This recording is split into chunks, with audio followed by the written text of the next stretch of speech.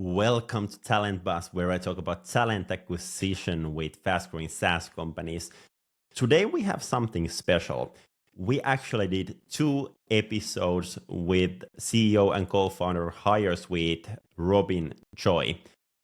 First, we did this episode where I talk with Robin about how to do things more efficiently as recruiter, and we mainly focus on outreach, how to do that one better, how to do nurturing better. And right after this episode, I joined Robin's podcast, The Modern Recruiter, where we talk about talent beat journey. We opened all the numbers regarding our revenue, salary multiples, and all that. So make sure to listen to this episode, give a good review on Spotify or Apple Podcast. And after that one, go to look for the Modern Recruiter podcast on your favorite platform. Give it a listen, give it a review, and enjoy this episode. And let's start the episode with a little introduction on Robin and HireSweet. So I'm Robin. I'm the founder of a company called HireSweet that we created in 2016. We have 2 main products. The first one is a talent marketplace for pre-vetted software engineers, so kind of an automated hiring agency only in France. And we have a second product, which is a recruiting CRM, so a productivity software for recruiters that both agencies use and in-house teams use. Pretty much it. Yeah, the recruitment CRM. I think it's very interesting topic for me personally. Having background from sales and marketing, and I entered recruitment industry basically like 18 months ago. Before that one, no experience on the industry, and I was so surprised to see how a lot of companies still do outreach on recruitment. It's basically, for most companies, still one copy-paste message on LinkedIn, and then they are like, why we are not getting good responses, why are not getting good results.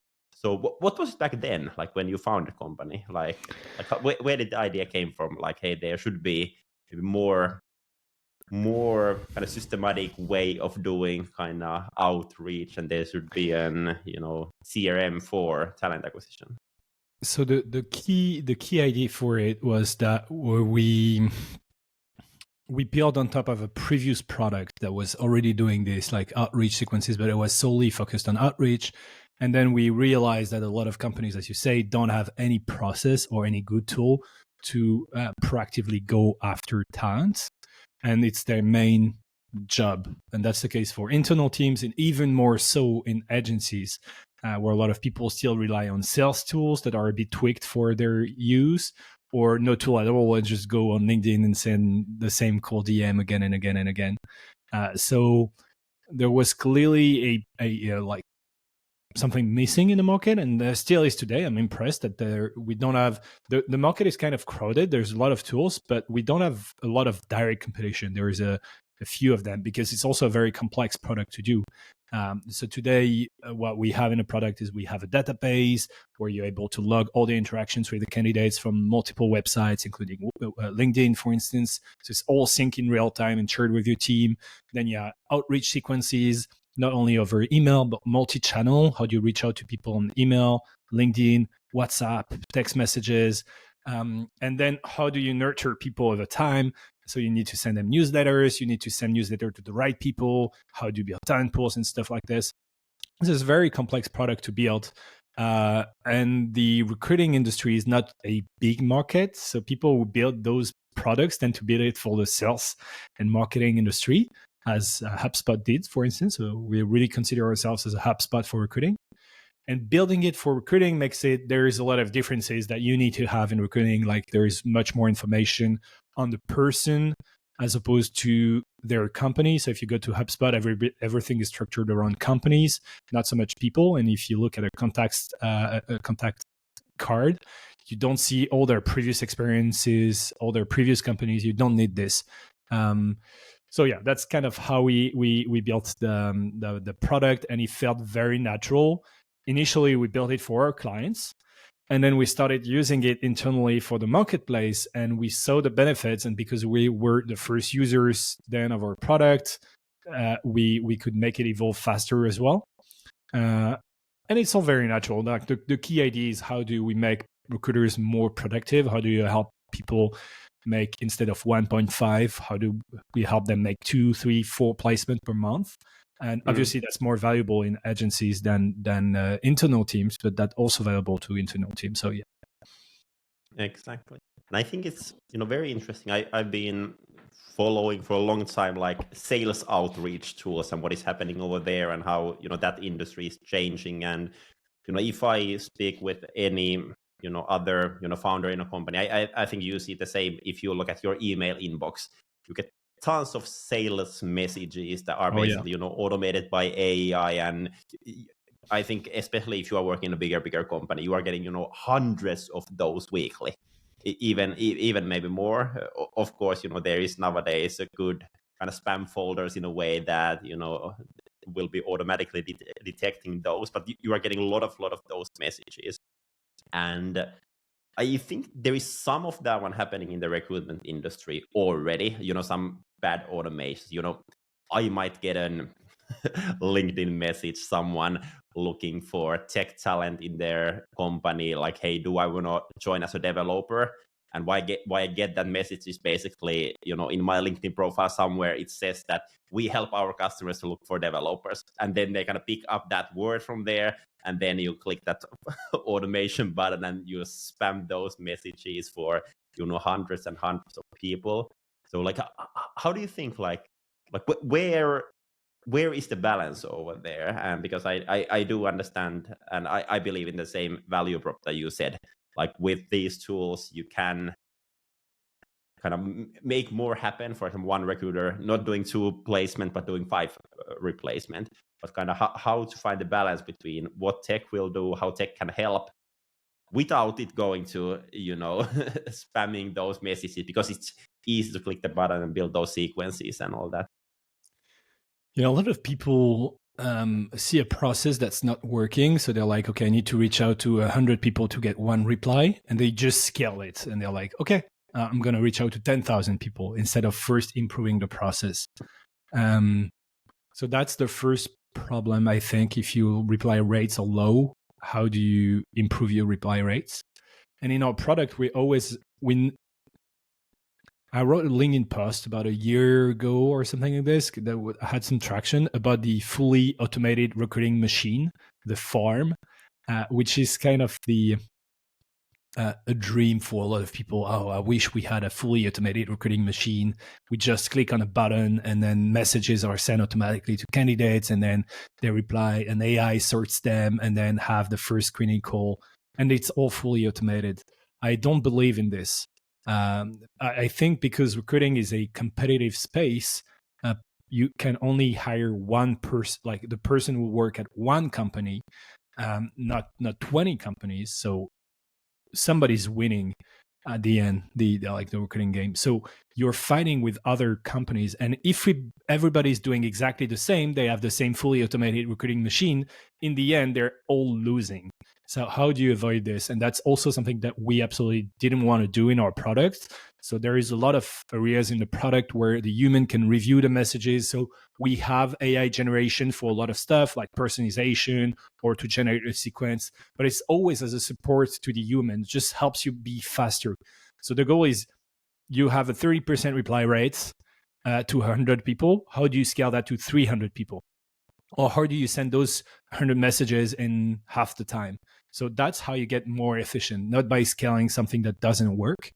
And to do this, you have to measure, you have to look at your numbers, then you have to review everything that's going.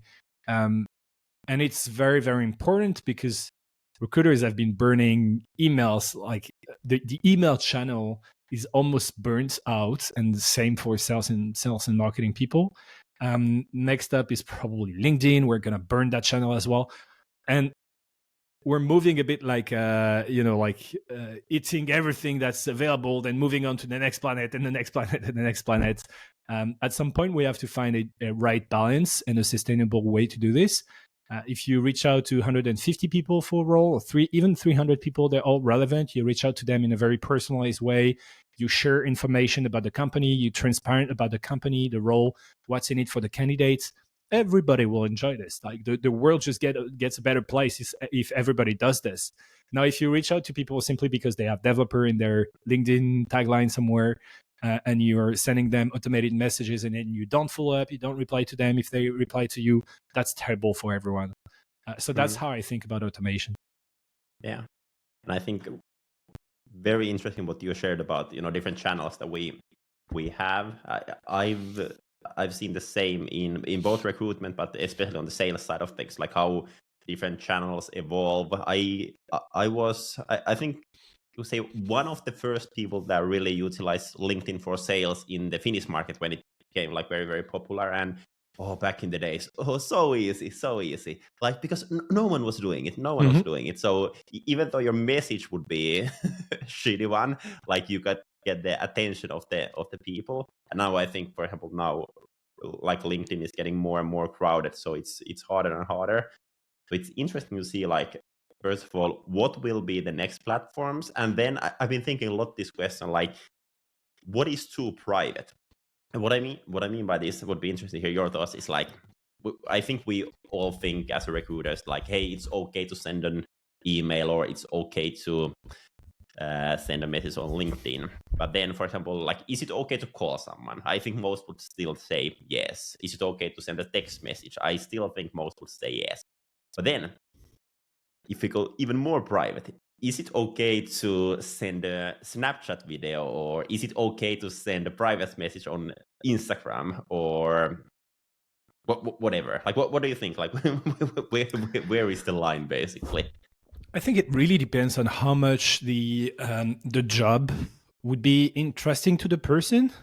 If you really believe that this is a once in a lifetime opportunity, which often is not, but if you do believe this, then you probably just need to reach out to 10 or 20 people that are a perfect fit for that role. And to reach out to these people, you do anything you can to reach out to them, because that would be giving them a great service.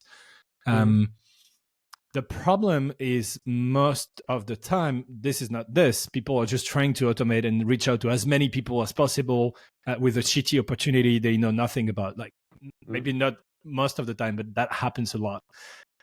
So first, you have to be convinced about the opportunity. You have to do the discovery. You have to look into the role. Why would that be interesting to someone? Then do the research on the person. And then there is a final parameter, which is your own brand and the relationship that you have with the person. If we know each other and I'm looking for a CEO for a recruiting company, I can send you a WhatsApp message. I can send you a Snapchat message, or a Snap message, or a TikTok, whatever, because we have that pre-existing relationship. And you would probably reply to this. If I believe that it's a great opportunity for you, you would thank me. And even if we didn't talk before, but you knew me because you follow me on Snap or on Instagram or whatever, if I send you a message because I already have this brand and that pre-existing relationship with you, you would probably reply. Now, if you don't know me, and if the opportunity is shit, and I cold call you, or I send you a LinkedIn message or an email or whatever, and there's no information on the role and why it would be interesting to you, you'll just mark me as spam. You'll block me on LinkedIn. No, what I do when somebody calls me and it clearly shows they didn't do their research, it's not interesting to me, over email, I'll mark them as spam, and I'll mark the entire domain as spam. Or unsubscribe if I can unsubscribe, but people that don't have an unsubscribe link, I'll just mark them as spam. Phone calls, I mark them to like the block list. LinkedIn, I block them on LinkedIn, and everybody will start doing this as well. Now, I still reply to good cold calls, and sometimes it's like, okay, this is interesting, send me more information. Congratulations, that was a very good cold call, and it shows you did your research, and that's interesting to me. Same for LinkedIn messages, cold messages, but most of them are just not good. So yeah, you have to know that people will start blocking you and marking you as spam. It's going to be damaging your reputation and your LinkedIn accounts and your email account. So might as well just do the work of researching the person and making sure the opportunity is interesting. And then you can reach out to them anywhere. It's not so much about the channel itself. It's more about the message. Yeah, I agree on that one. We've been testing out lately a lot of kind of personalized videos on outreach. I actually just did a search for one customer. I helped them on the contacting part of finding potential people, and I think I contacted total of 20 people. and 11 of those wanted to have an intro call. And it takes time to do things that doesn't scale, because for example, for that one, like I really recorded 20 of those videos, and like all of those personalized for their candidate, having their LinkedIn profile on the background, screen share on, and kind of scrolling the profile and sharing what I found there, what was interesting, what kind of opportunities I think that this opportunity would have for them. And then kind of when you really have a good messaging, good people, personalized, then you can really narrow down the volumes, and you don't need to do the 1,000 messages for people. Yeah. And then if these people are not interested now, they'll probably be interested in the next job that you'll send to them, and you have that pre-existing relationship. So we're actually going to be talking a bit more about Talent B in our podcast together. So I'm curious to look into this. And he also showed me a video of, I think it was like the engineering team explaining the role that we're hiring for. And you send that video to the candidates. And I found that brilliant because it doesn't have to be personalized. It's just a generic video that you send to everyone. But it's not, people focus a lot on personalization. It's important in some ways. But what's even more interesting is the content of the message. If the opportunity is interesting, people will reply even if there's no personalization. And we've seen that with the podcast. In our sales outreach with the podcast, when we invite guests, we cold mail the exact same people that we cold mail about the CRM, or that we used to cold mail about the CRM. The CRM, we get a 5% reply rate, 1% interested rate, because people like, this is just another sales outreach. The exact same people on the podcast, and the CRM, we personalize a lot. So it's very personalized. The podcast, we get a 40% reply rate, 20% positive reply rate, because we invite people on the podcast. There is something in it for them. And the value proposition is clear for them. It will help them be more visible, advance in their career, be more credible in their team. So exact same people. One message is personalized, the other is not. And the message that's not personalized is just a much more compelling value proposition and gets 10 times the reply rate. So people think a lot about personalization, especially with AI. They'll take crappy messages and try to personalize them, but focus on the job itself. Why is that interesting? Why should the person care? Yeah. I think the value proposition over there is the key, because I've seen so many of those outreach messages where it's not a value proposition, but it's a requirement list. We expect you to have 3 years of experience. We expect you to have experience in selling enterprise SaaS. We expect you to have strong experience from North American market or something. So it's like a requirement list. And I think the same goes for actually not only for outreach, but for most job ads as well. Like I think on job ads, like you should always like also focus on the value proposition. I think that way you can best get the best applications as well. So I think value propositions is the way to go. But what would be kind of your tip on that one? Like you've seen a lot of roles. Like how to identify, like, okay, now I have this like sales executive role for company X or engineering role for company Y. Like how to identify what is my value proposition for this particular role or this particular company. I did a podcast episode on the Modern Recruiter, so my own podcast, on which we'll talk then just after the episode 66 with a woman called Sandra Feldman. And the main learning really stayed with me. And the main learning is most companies present the job, or the ways that most companies engage with the candidates. The company is the hero of the story. So they're reaching out to candidates and they're like, join this hyperscale company, help us scale to $1 billion valuation, help us do this. And you're going to have the opportunity to jump on a rocket ship. And this will be an adventure because we are rocking it. So the company is the hero. But nobody wants to be like a sidekick to another hero, to another person's story. Now, the right way to think about it is obviously to make the candidate the hero. It's not so much about join us now because we are rocking it, but what a nice career you have, what a nice journey you have.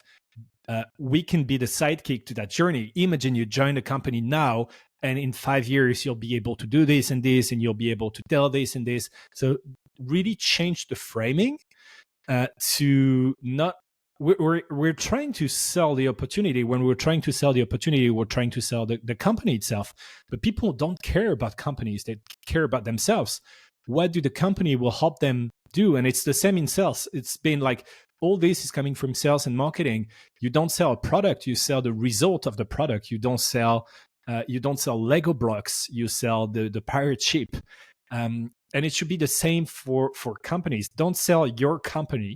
Don't try and make your company appealing. Try and show the results of the person joining your company and try to make it appealing for them, their future state. Sell a transformation, the candidate transformation. If you join us now, here is what you're going to be doing. So that's for the theory. If you at least change this mindset and try to make it about the person and try to have them be the hero of their own story, this will be way more efficient. And then like basic stuff, like ask the team why they think the opportunity should be interesting. Ask the manager what's in it for the person. Stop framing it as us, but frame it as them. And you'll see that we hire much better people because we'll hire people that are intrinsically motivated, and we're selling them a transformation of themselves. So people run marathons and ultra marathons, and they're not even paid for this, and they'll go through a terrible training, super hard, because what they want is the transformation of them turning into an ultra marathon runner. So if you sell the motivation, if you sell the intrinsic motivation, you have people who are way more motivated and will have a bigger impact on the company as well. What do you think? Yeah, it's an interesting question, and I think especially what is interesting is overselling the opportunity. And I think this is the same that comes from sales and marketing. If as a salesperson you are overselling your product, customer comes in, they have false expectation, then you will have high customer churn. Mm-hmm. And same thing happens in recruitment. So if you kind of oversell the opportunity, then someone joins in, and then the day-to-day life working with the team is something completely different. They will most likely leave quite quickly, and then you will have big employee churn. So, I've been personally trying to find the balance between those two. You need to sell, but not sell too much. And how we have actually approached this one, especially with our own recruitments, some of our customers are also kind of brave enough for do this. But basically how it goes is like for selling part, we, talk with our people, really find out like why we are a good workplace for them, why they are staying, what are the benefits, all that, like really finding that one out. But then at the same time, we ask like, what is the shittiest shit that we have, and talk super openly about those things as well. So then, the candidates are in the pipeline. They know where they are coming. They know that, okay, these are the good things, but then, the bad things, like we have a lot of stuff going on. You need to prioritize your things a lot. You will never finish your to-do list, or you're still in the beginning. We have so little processes in place. We need to build those. We are testing them all the time. Things are changing all the time.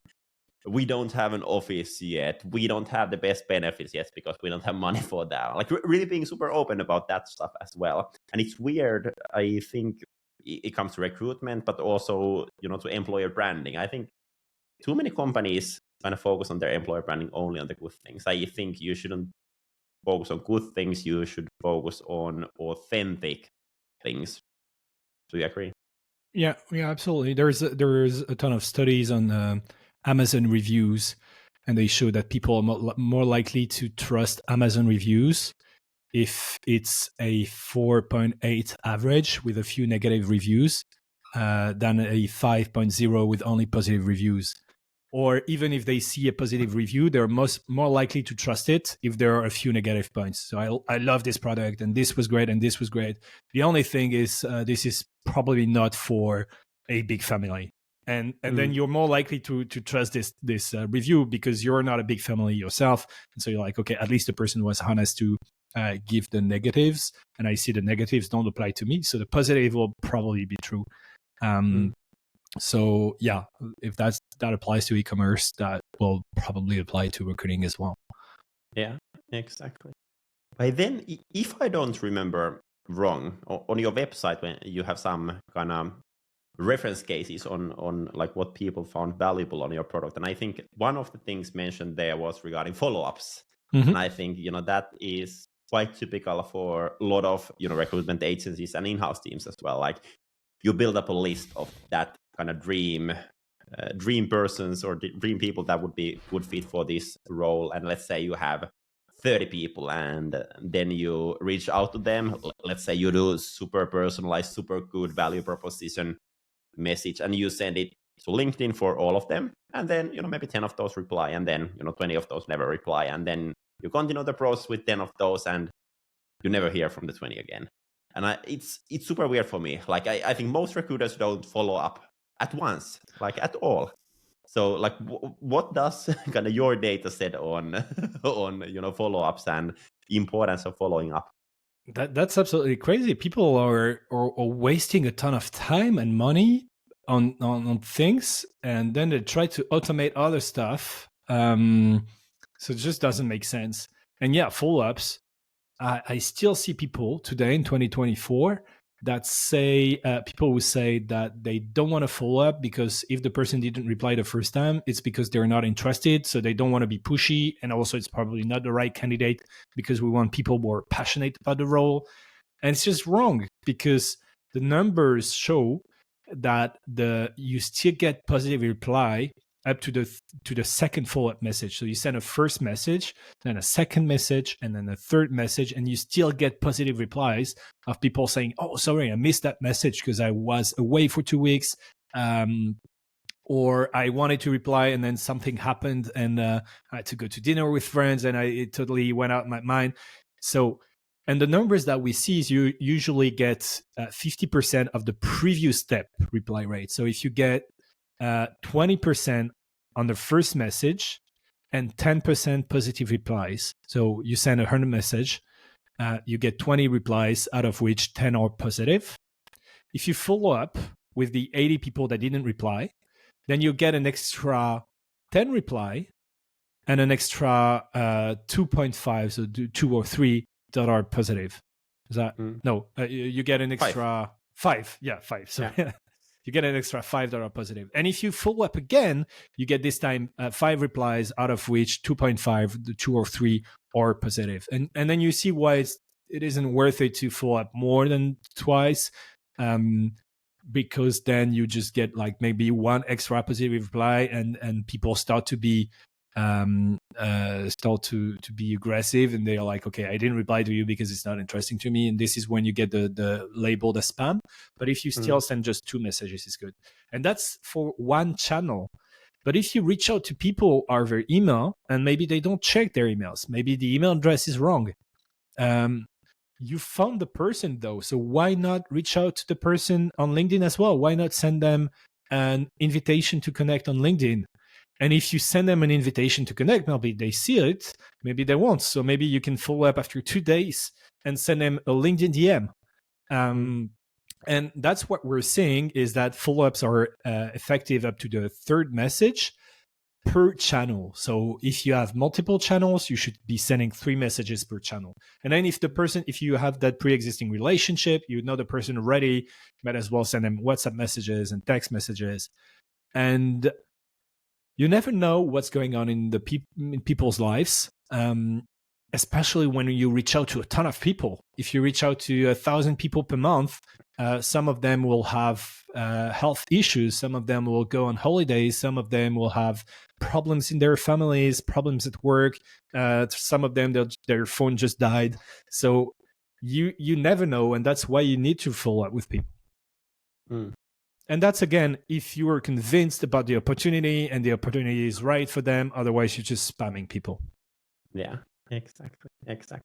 But the spamming part is kind of interesting, because I think, for example, from our team, like I've heard that like if they would have been interested, they would have reply for the message. And I think that is quite typical from a lot of recruiters. So I think it's good to understand that most people do get a lot of messages. They might forget to answer you. They read it and they were like, oh yeah, it seems cool, I think it over a weekend, and then they can't find the message anymore, or that happens, that messages go just by you.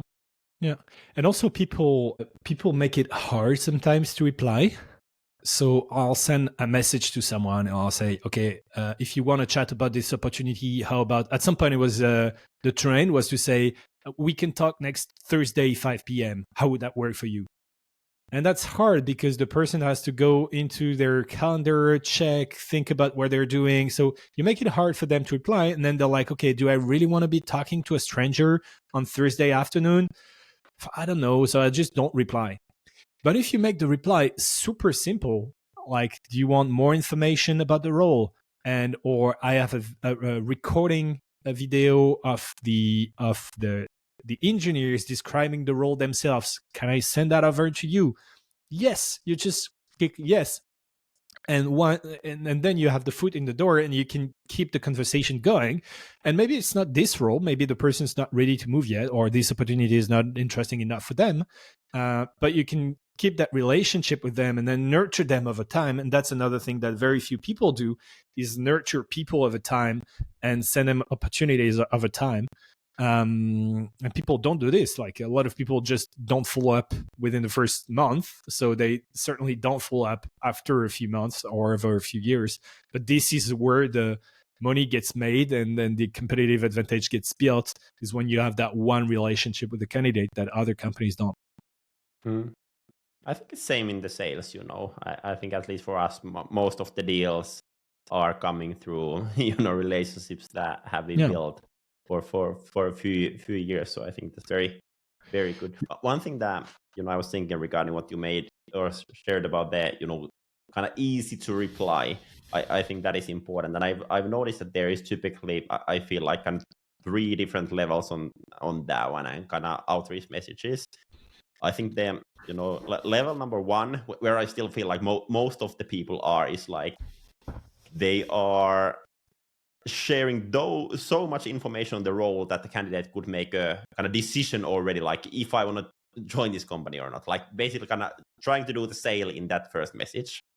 Then there's kind of second group, and with that group the goal is to book a call with the candidate. And then there's a third group, and I think the third group is kind of outperforming everyone else. And with the third group, the only goal is to open a discussion, whatever the channel is. But basically just open the discussion somehow. And I think those are typically the best ones. And as you mentioned, those are not the easiest one to reply. And of course, it can be a lot of different ways how you can do that one. But I think the goal should be like, first start discussion, and then from there basically go for the meeting, and from meeting go to closing the case, basically. Yeah, totally agree. And then a lot of people are really focused on that hire right now, that I need to close now. But you'll be in business for a long time. Even if you change companies, if you work for a team and then you change companies, then those relationships that you have, it's very likely that they'll be useful in your next company as well. If you're hiring engineers today, you'll probably be hiring engineers in the next company. Or if you're not hiring engineers, then you will probably stay in the same industry. So it's valuable to keep that compounding and keep that relationship over time. Exactly. But hey, the last topic that I would like to talk today is regarding a phrase called "I'm not interested." And that's super weird for me coming from sales. Like, every time a potential customer shared with me that I'm not interested, whether it was in the sales call or on the kind of cold outreach or something, I try to understand why it is the case. Like, is the case that they already have a partner that they are happy with? Is it that the timing is bad? Is that something is happening on their business or something else? So what I see in recruitment, like if you do, let's say, outreach message, email, LinkedIn, and you get an answer, "I'm not interested," most recruiters reply, thanks for letting me know, have a great week."